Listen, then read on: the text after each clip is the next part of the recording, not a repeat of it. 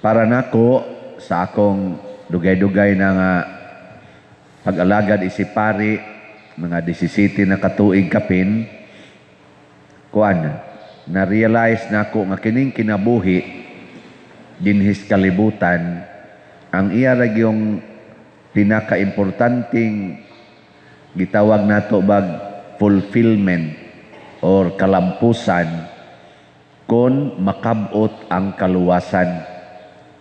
Og di gani maluwas bisag unsa pa ta dinhi ka gitawag og malipayon, prosperous, successful kay nakabot ang tanang pangandoy na nakay house and lot, kwarta pay imo, milyonaryo na ka, napakaydaghan nga mga kaning tawag mga higala, wa gani kaluwasan ang imong kinabuhi, pasabot dili ka makasud og langit, inig-ending, wa gyud kapuslanan. Mao na ang hari, kisengan atong hari sa unang pagbasa nga si Belsasar. No, si Belsasar, anak ni siya ni Nabucodonosor kadtong nibungkag, nilumpag sa gingharian sa mga Hudiyo o miguba sa templo, nya gikuha niya ang tanang mga bulawan nga gamit sa templo. Mga balaan to nga mga gamit, sama na mga chalice, mga baso, uban pa. Iyang gikuha o man sa pagtahod sa Ginoo, nya wa gyud kaluwasan niyang kinabuhi hangtod nga napasa ngadto siyang anak. Sa may nahitabo siyang anak, taliwa sa iyang kalipay, kuyog sa iyang mga usa ka libo ka mga pangulo sa katawhan, iyang mga trusted officers. Naluya siya, nawadas umoy, nang luspad, nangurog ang tuhod. Kamo diha, musta man? Wap amo mang luspad? Wap amo mawadis umoy? Wasad? Wa pa mangurog inyong tuhod? Hapit na, nanamay di na kay kanaog sa hagdanan. Kurog ng tuhod, inigdulhog ba? Ay daghan eh. Nya, mamugos ra bag yung simba. Nya, dili na maoy kurog sa tuhod, kanang matiguang ta. Sa may kurog sa tuhod, kana bang di nakahapit makapadayon. Daghang mga asawa karon wa kapadayon sa ilang pagkaasawa, nakigbuwag sa ilang bana. Wa nay umoy ang ilang tuhod pagpadayon. Daghan sang mga bana karon nga wa na kapadayon sa pagkabana, nakigbuwag na sa ilang asawa. Munang naataroy gitawag og divorce. Daghan sang mga pari wa kapadayon sa ilang pagkapari, nangurog ang tuhod, nanggawas og nagminyo kay lig-on pa kuno silang tuhod. Nganom din ang maminyo, kinamitay din nagtuhod ay. Brad Titing, kinahanglan nagtuhod. Ang akong tuhod karon medyo nanay gamayng gout, sakit-sakit na. Din alang yun ko magminyo di ay, ginamitay din nagtuhod.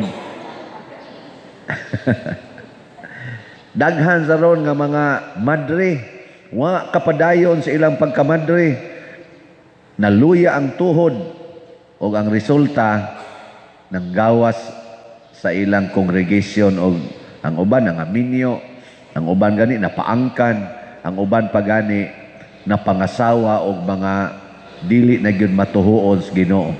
Ana ako'y pipilang hibaw-an ni ana. Wa kapadayon ba? Nya daghan sang mga Katoliko namiya sa pagkakatoliko, namalhin ngadto sa laing sikta kay di sad kapadayon ang ilang tuhod tungod sa mga kasinatian nga para nila lisod. Muna si Kristo diri sa atong ebanghelyo, mi warning siya. Ingon siya, sa dip amo makasud og langit, pasabot sa dip amo makasinati niya ng kalipay nga akong gisulti ninyo, diin maghari mo didto, yang gingnan niya mga apostoles ba. Sa di pa ni mahitabo, dakpon mo, taralon mo sukmanan, lutuson mo, Unayon pa mo og luto sa inyong kaugalingong ginikanan, mga igsuon, mga paryente, or nakong pari tingali, unayon kas imong mga parishioners. Or kamo mga parishioners, unayon mo pari og lutos. Na sinati na ninyo, nga dumtan mo, wapa, sa ato pa wapa, mo musunod sa Ginoo. Kaya musunod sa Ginoo, dumtan man kita. Nya naamang gi masakitan. Nya lutuson gyud. Lisod-lisoron kita. O kining tanan nga gipanagna ni Kristo, apil na ang pagpatay na sinati nila ni Saint Anne, kaysa ning atorong gi celebrate. Sila si Andres Dunglak og mga kauban. Grabe ang paglutos dito sa Vietnam ni ato mga 17th to 19th centuries. Grabe yun. Hastagod mga bata, pamatyon basta mailhan kang nituo ka Ginoo. Bisag tuan na sila sa lawom, siyuta, tuan na sila sa ilang mga hideout, gukuron yun sila sa mga hari, ipapatay yun. Nyagi pang priso, hundreds of thousands of them. Grabe kayo, no? Nabit ako'y classmate nga duha ka pari, Vietnamese, dito ko sa UST. Ang usa na bilong sa gitawag og free church or patriotic, kanabang gi-recognize sa gobyerno. Kaya hantod karon giihap man sila dito sa Vietnam. Ang musod sa seminaryo, pila ka gilimitan sila, pila ka buk pari, pila ka buk madre, nya waga ni kam appeal sa ihap, nya na pari ka, nya mo practice ka dito, i-reject ka, di na hinon patyon, pero di nakaka-practice. Muna ang usa na bilong sa free church, ang usa na bilong sa underground church, ang ilang tawag. Pila to siya katuig, murag 15 katuig sa prisuhan. Dito siya sa prisuhan, isip pare. O isip deacon ba to siya ato, nalimot na ko.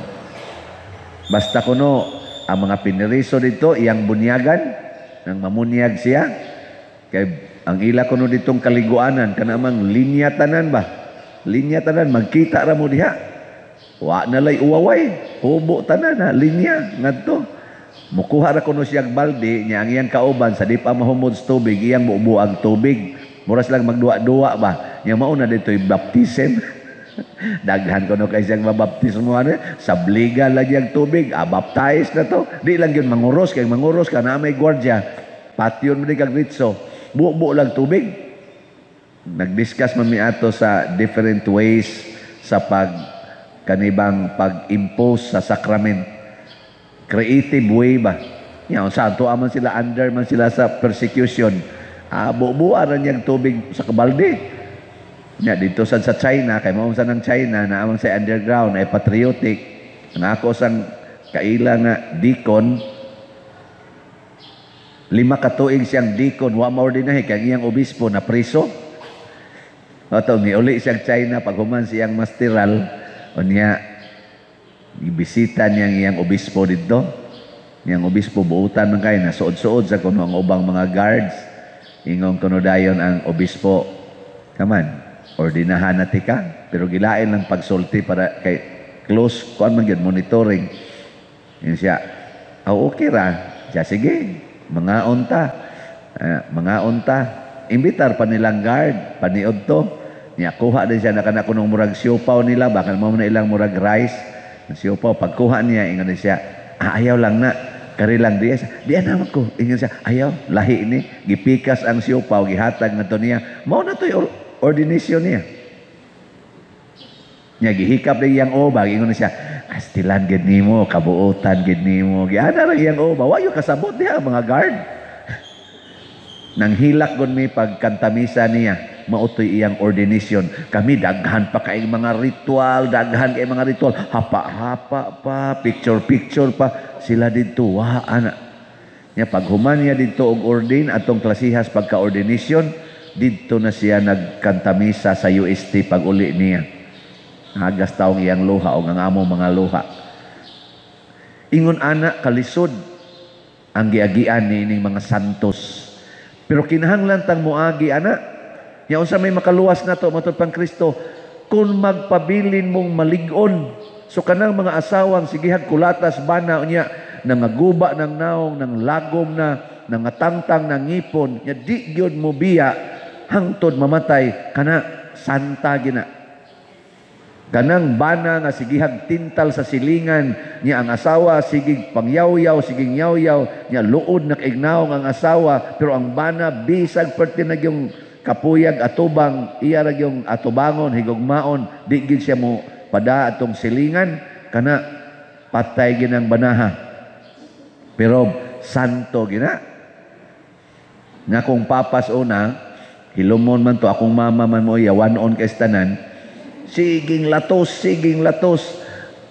Hantod edad ko, mga siguro, mga 10 anyos, 11 ba to? Mag-abiris ginag kaduha latoson so sa kadlaw. Sangas bayabas. Muna kaniya kong lawas, pertin daghanang sangas bayabas, din nga upos. Kay upat pa may kabuklaki. Upat kabuklaki, sinan gana. Ang prinsipyong mama, usay namo makasa. Kanang sala ba nga according to her standard. Natan, maingon siya, magsaba-saba mi, magdua-dua mi. Nya mo kalit ingos mama, hunungan na. Nya kanin bata, di magina mo hunong. Mo anag kadiyot, ikaw man, gimok na sad. Ikaduhang badlong ana, piti na ka. Nya usa gani iyang mabadlungan, kami tanan latoson. Nya kisa makay dili makasaan ng upat. Mao na, piti-piti gimis latos. Nga maatlan si Papa usahay nga naas balay, gamay ra man kay imong balay, murag kanira man tingali kani ngari mo ni among salog. Nya pun-ani nga tug usa mo na nay among salog didto. Nya anha mi paludhon anang kilid, Papa di asa galingkod spikas, inighuyad pa lang mama sa latos, igo na si Papa. Unya katos Papa kay maghilom-hilom ra man ito, kay hilomon man kayo. Butan kay ba? Nga hilom. Sige na mo ngaab diri ka na bitang wa pa ka kahumaghilak diyan na say latos nga ni dapat nimo. Mura mag masumpay ba? Mura magmuluom ang bata. Ako kapilan ko ni luom nga kana bitang hapit na ko mahuman untag hilak, gilatos na sad na sumpayan. Kay magsige magyawayas mga kamo mga pistiha mo, kamo mga animal mo, kamo mga bagahe mo. Piti na nya hilak. Wa pa gikuman. Piti na sad. Masumpay antod ang mura nang mutikuka ba? Nya si Papa di na kay siya kapugong maminaw namo nga murag lisod na may ginhawa kay siging balik-balik og latos mo tingog tog hinay moingon nito siya nang undangin na naglatos ang mga bata kay mamatay unya nas imong latos perti natong hago para pagpakaon ana nya imo lang patyos latos. Si mama perting isuga moingon is mama, unsa man kadiyang animala ka? Ikay mo palit. So si Papa day mo'y latos dito. Piti las papas latos. Pastilan lagi. Si Papa day gyud mo sukol. Yara yung tukod-tukuras mama, gamayan kay mama, Papa piti dako-dako mama. Pumreg height na ko si Papa. Ya baskulado gutog lawas kay trabahante gutog yuta. Uma si pertilig unag lawas. Ako ko ditong galuhod, bagsigi kong ampo, Ginoo intawon, pasukula, intaw si Papa, pasukula, intaw. Nako, kaya kanis Papa, musuko lang ni ron, ilambuyog ni Mama, lapos kinis bungbong na mo. Nga mo sang saksa nga bungbong na nga hirig na. Nako kani, lapos magin iba. Pero si Papa, di yun musukol. Di yun. Grabe yun niya kalabs Mama. Ano na, Papa, langit gitu. Ito mo kasi nakapapari na ko, mama baka o si Papa baka o ako kibaw. Mao na, ako lang yung gisgutan ba, kay na mga tao sa atong kinabuhi nga nagpakita og pag-antos. Ako, wap ako antusi sa ako mga ginikanan sa lain-laing paagi o sa mga taong nagtudlo na ako about sa atong pagtuo, labi na akong iyaan, Nini Dulce, ako gining spesyalog sulti, manghod ni Mama, nga buhi pa man aron murag 85, 86 na ba edad na. Nang mao gigatudlo nako about sa atong doktrina. Siya akong katikis dito sa bukid. Og mao gi akong gipasanginlan nganong nasuod ko sa simbahan og nag-alagad sa simbahan. Mubo ra kani siya grado, grade 4, kaabot ba ni grade 6 akong iyaan. Ang mama noon, klaro kayo, wa ka mag-grade 1, graduate dayon. Si Papa sad murag mga duha ra ka semana, grade 1, graduate sa dayon. Bright na lagi mga ginikanan na lagi. Pero grabe ang ilang kon. Wa gyud ko kadungog nga naglali sila tungod sa among kalisod. Parting kwarta wa gyud ko kadungog ana. Ug tungod aning ilang pagka mapailobon og pagdawat sa kakabos, nakat-on ko. Munang karon wa sa gyud ko mahangol og kwarta. Sige lang kong pamaligyag slat. Pero para ni sa atong katilingban, di gyud ko mahangol og kwarta. Wa gyud ko maproblema og kwarta bisag katong na breadwinner ko sa among pamilya. 1988 regular na ko sa land bank, pagka 1989 na paralyze akong papa, ako na breadwinner. Pagka 1992 akong maguwang na paralyze, ako'y nag-atima nilang tanan. Wa gyud ko maproblema. Ana, usahay wa na ko'y pamliti. Ana, di long sleeve ko muadto sa akong opisina, di korbata pa ko dito, executive kay now, wa na day pamliti padung uli. To apay among bugasan nga nagkagulkol na wa nay sod. Nyas mama mo manugon pag ako ang tambal ni papa nimo ha. Wa nay pamliti, wa nay bugas, wa nay palit tambal. Pero relax ra gyud kay ko. Muna hangtod karon, mao na akong gigamit. Relax ra gyud. Muna sa akong ka-relax, daghan kayong muhatag. Karon lang gani ang atong gikinahanglan nga siguro mga gikinahanglan tag mga 400 or mga 500,000 para sa akong birthday o sa atong ipanghatag nga bugas. Oy, na natin nadawat nga mga pila na katong donation ug ako yung totalon og sa kuan kanibang sa financial nga kuan ba sa kwarta. Abot na nigdol-dool na mga 600,000 ang donation. O, di wa na. Luwas na. Hatag ng bugas. Karon, kakaon sa tingay taro gamay. Ana. Di ra ko maproblema ana. Nya nga to sang slot karon. Bisag hinay-hinay ra ni. Pero